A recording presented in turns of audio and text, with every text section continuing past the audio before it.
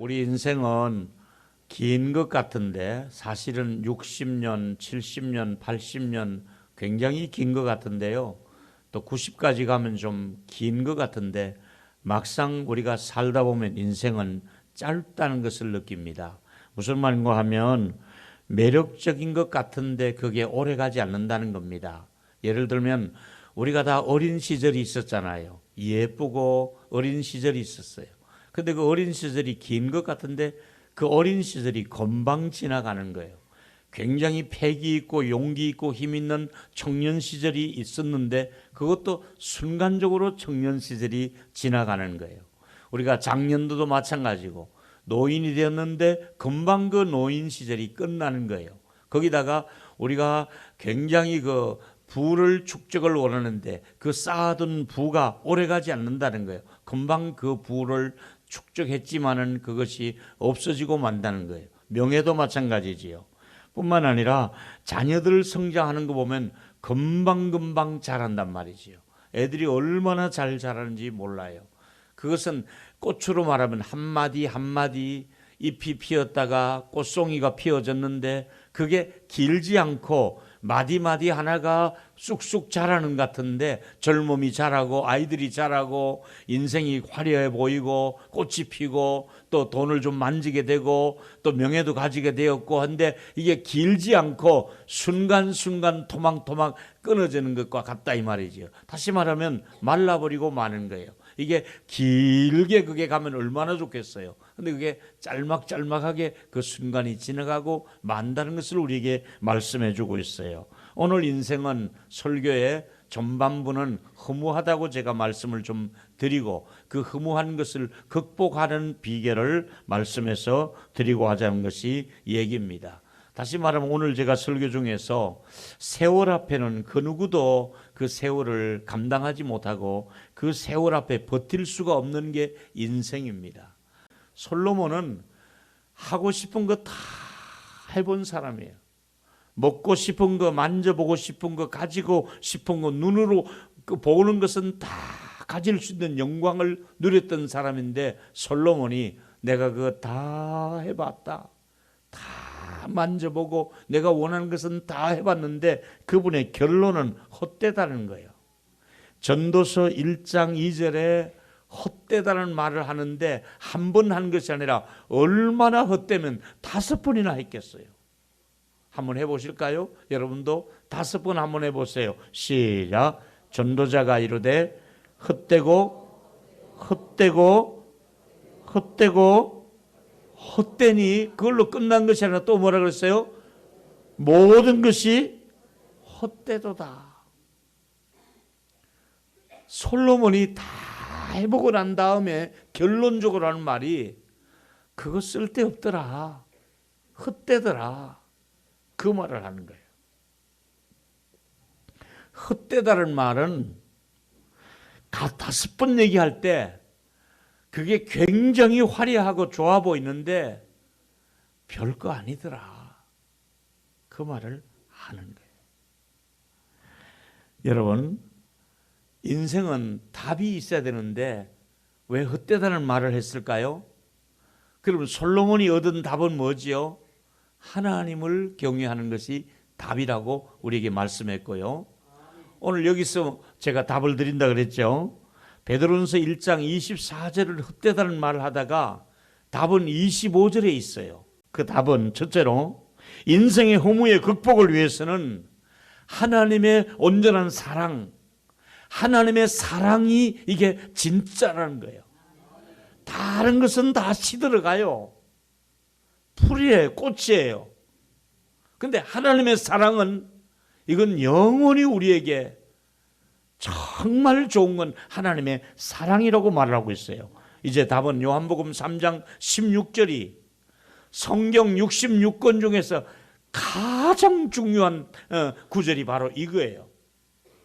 성경 그 많은 장 중에서 요한복음 3장 16절이 최고의 가치 있는 장이 되는 거예요. 읽어보세요. 시작. 하나님이 세상을 이처럼 사랑하사 독생자를 주셨으니 그를 믿는 자마다 멸망하지 않고 영생을 얻게 하려 함이라. 모든 것은 그냥 풀이에요. 꽃이라고 말했어요. 시들어가는 거예요. 순간적으로 좋은데 잠깐 끝나는 거예요. 그런데 하나님의 사랑은 영원히 우리에게 주신 선물 중에 최고의 선물이 사랑이에요. 아멘. 그래서 요한 1서 4장 16절에도 그런 말씀을 하셨거든요. 읽어보실까요? 시작. 하나님이 우리를 사랑하시는 사랑을 우리가 알고 믿었노니 하나님은 사랑이시라. 사랑 안에 거하는 자는 하나님 안에 거하고 하나님도 그의 안에 거하시니라. 하나님이 사랑이시라고 말씀했어요. 근데 그 사랑 안에 있는 사람은 하나님도 그분 안에 거하고 그분이 또 하나님의 사랑 안에 머문다는 거예요. 화려해 보여도 하나님의 사랑하고는 비교할 수가 없는, 저와 여러분 안에는 하나님의 사랑 안에서 살아가는 이것이 최고의 행복이요 최고의 선물이고, 내가 하나님의 사랑을 받고 사랑을 실천하고 살아간다, 이것이 최고의 메마르지 않는 인생을 살고 있는 것입니다.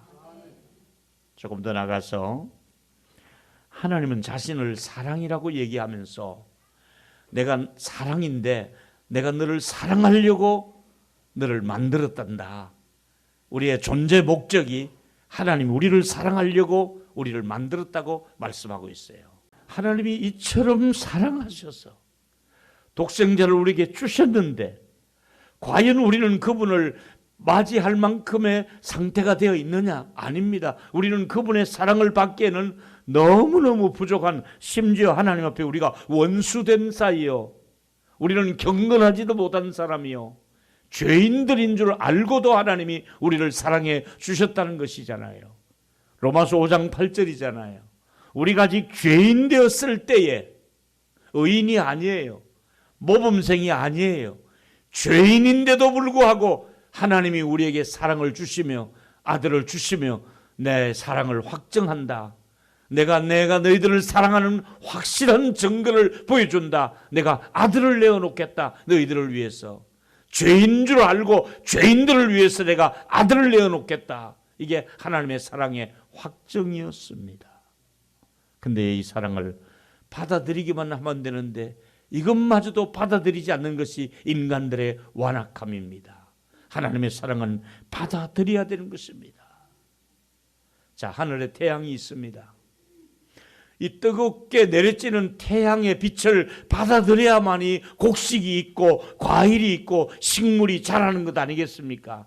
태양빛을 받아들여서 식물이 자라나고 과일이 익어가는 모습을 보면서 하나님의 사랑의 빛을 우리가 받아들여야 내 속에서 하나님의 사랑 때문에 내가 익어가고 구원을 받을 수가 있고 하나님의 자녀답게 살아갈 수가 있는데, 하나님의 사랑을 받아들이지 않는 것이 문제라고 할 수가 밖에 없는 것입니다. 오늘 태양빛을 우리가 받아들이는 식물, 과일들이 되는 것처럼 하나님의 사랑을, 빛을 우리가 받아들일 수 있는 저와 여러분이 되기를 축원하겠습니다. 받아들여야 됩니다, 하나님의 사랑을. 이제 여러분에게 다시 한 번 더 설교하며 묻고 싶은 질문이 하나 있습니다. 여러분의 존재, 당신은 누구십니까? 이렇게 물으면 우리가 해야 될 대답은 나는 하나님의 사랑받는 존재입니다고 여러분의 마음속으로 대답할 수 있게 되기를 축원하겠습니다.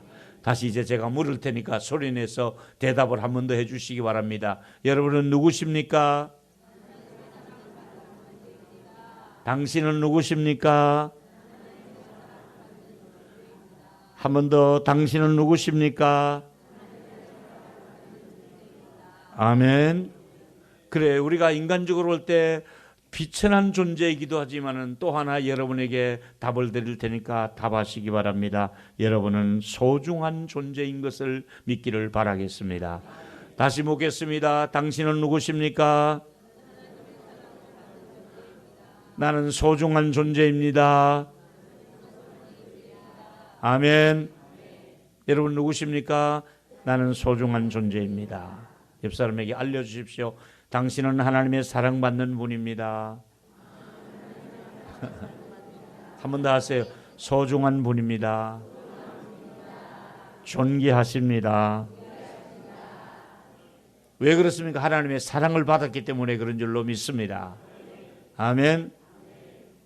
그냥 존귀한 게 하나님의 사랑이 내 안에 머물기 때문에 존귀한 존재가 되었습니다. 두 번째는 우리의 인생의 허무가 끝난 것이 아니에요. 우리에게 영원한 생명을 주었다고 말씀하고 있어요. 허무하게 끝난 게 아니에요. 풀의 꽃이 마른 걸로 끝나지 않고 그 다음 절에 생명을 주었다고 말하고 있잖아요. 요한복음 3장 16절은 영생을 우리에게 약속하는 구절이잖아요. 또 읽었으면 좋겠어요. 하나님이 시작 하나님이 세상을 이처럼 사랑하사 독생자를 주셨으니 이는 저를 믿는 자마다 멸망하지 않고 영생을 얻게 하려 하심이라. 멸망하지 않고 뭘 얻어요? 영생을 얻는 거예요. 우리 인생이 풀의 꽃으로 떨어지고 마르지 않고 영생을 약속했어요. 우리가 영원한 생명이 있다는 것을 믿어야 되는 거예요. 그래서 우리에게 최고의 선물은 영원한 생명이 있다는 거예요. 우리가 누구나 출발한 열차가 종착역이 다가가면 내리잖아요. 이제 우리가 이미 대전역을 다 서울, 부산서 출발해서 서울까지 온데 대전역은 이미 다 통과했어요. 이제 지금 수원역쯤에 와 있는 분도 있어요. 어떤 분은 지금 이제 이미 영등포역에 와 있어요. 곧 내려야 될 남영역을 통과하고 있어요. 내려야 돼 이제. 서울역에 오면은 제가 어느 날 자고 있더니 차장이 와서 막 깨우더라고. 나왔습니다. 내리세요 하더라고요. 내려야 돼요. 옆에 사람하고 미안하지만 얘기 한번 해서 손잡고 말씀을 가만히 보니 내릴 때가 된 것 같습니다.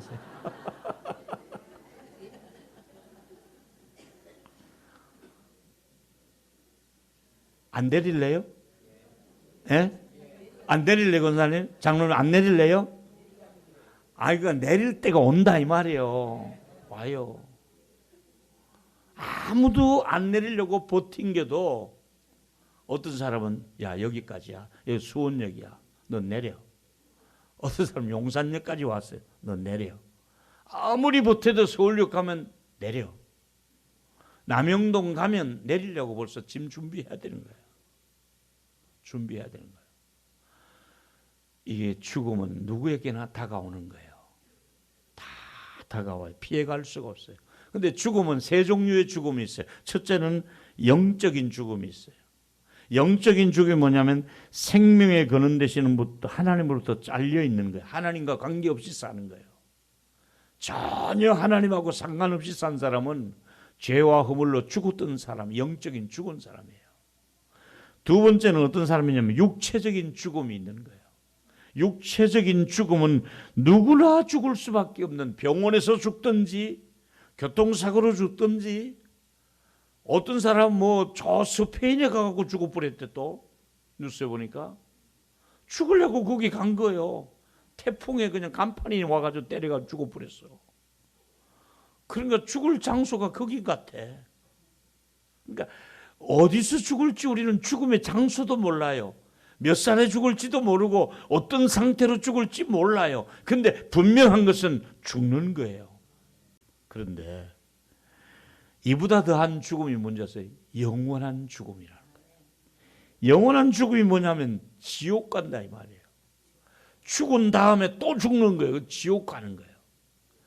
그런데 여러분, 지옥문에는 이 팻말이 하나 있다는 게, 단테의 신곡에 보면 지옥에 들어가는 입구에 팻말이 하나 있는데 뭐냐면, 여기에 들어오는 자는 온갖 희망을 다 버려라.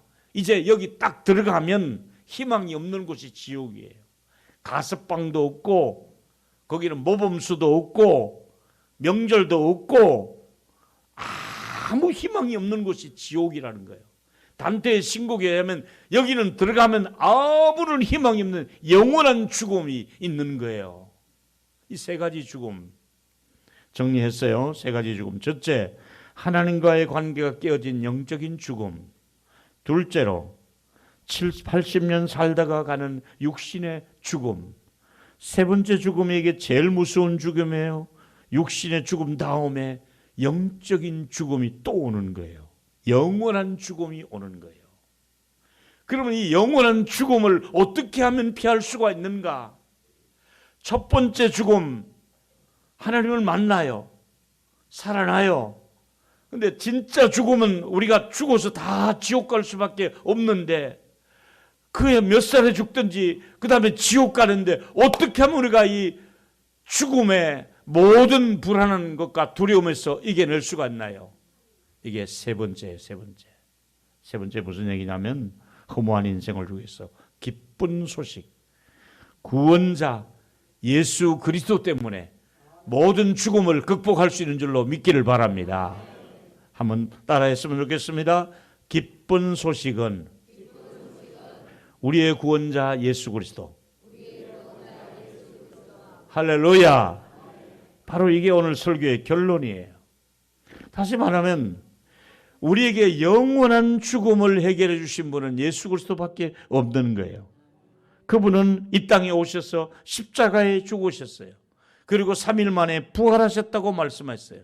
그런데 그 부활하는 것도 12사도만 본 것이 아니라 아예 500명에게 일시에 다 보여주며 내가 살아났고 내가 너희들에게 다시 올 것이다. 500명에게 일시에 부활하신 모습을 다 보여주시며 우리가 영원히 살 수 있다는 것을 주님께서 500명 이상의 사람들에게 보여주셨습니다. 다시 살 수 있다는 것을 보여주고 있습니다. 다시 살 수 있다는 것을 예수님이 친히 말씀하시기를 요한복음 11장 25절에 이렇게 말씀했어요. 읽어보세요. 시작. 예수께서 이르시되 나는 부활이요 생명이니 나를 믿지 않고는 죽어도 살겠고 무릇 살아서 믿는 자는 영원히 죽지 아니하리라. 네가 믿느냐? 자, 우리도 물어봅시다. 영원히 죽지 않는 것을 믿습니까? 하고 옆에 물어보세요. 시작. 영원히 죽지 않는 것을 믿습니까? 아멘하고 하다 마시고. 자, 죽어요. 그죠? 근데 영원히 안 죽는 길이 예수님께 있다는 거예요. 아멘. 그래서 예수님을 가리켜 죽음을 정복하신 분이라고 말씀하는 거예요.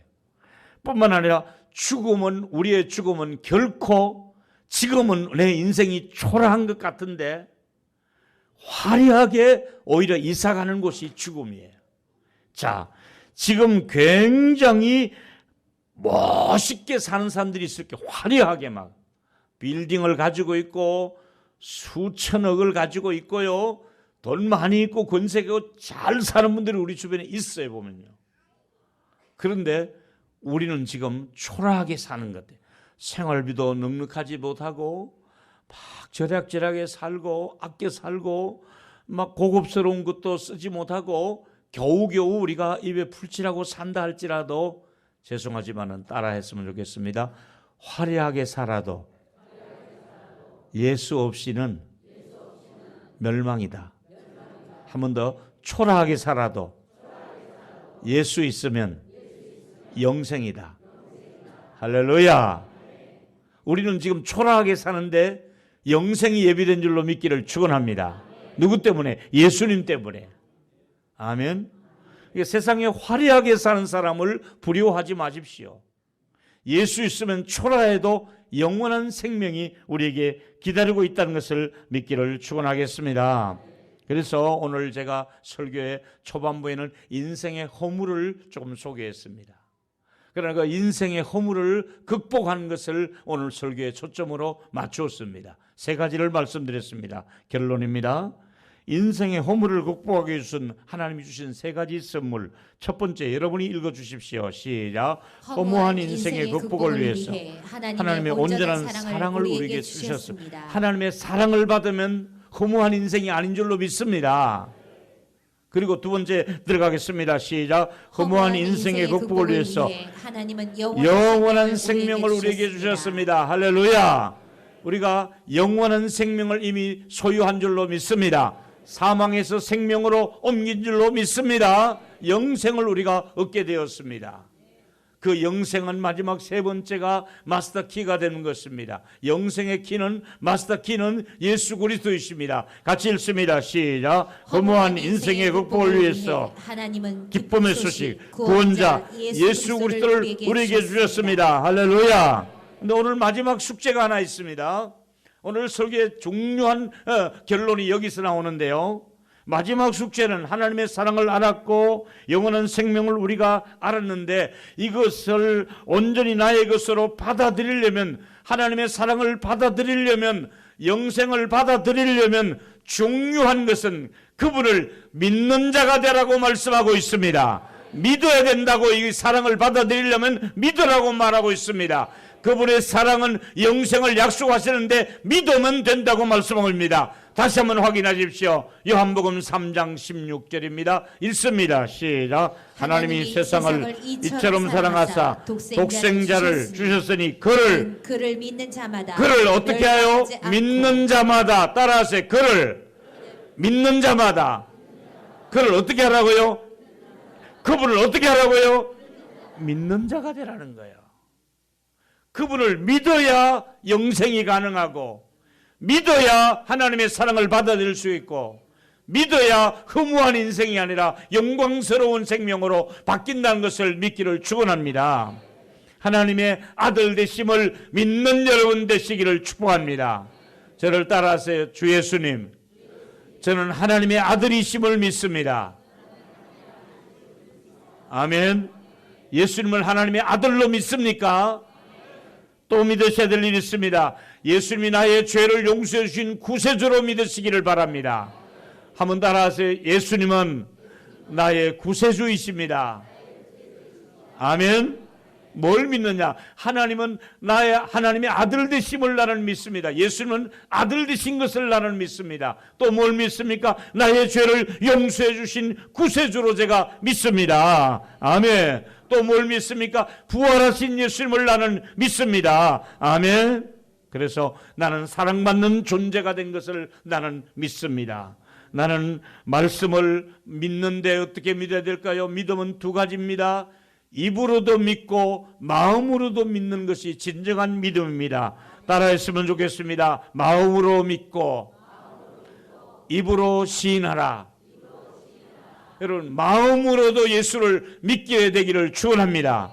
입으로도 다른 사람에게 예수 믿는다고 시인하시기를 축원하겠습니다. 두 가지 믿음이라 그랬습니다. 마음으로도 믿고 입으로도 믿어야 진정한 믿음이 되는 줄로 믿습니다. 여러분, 다시 부탁하겠습니다. 화려하게 사는 것 보고 부러워하지 마시고 초라하게 살더라도 영생의 길이 우리의 길인 것을 믿고 감사하시기를 바랍니다.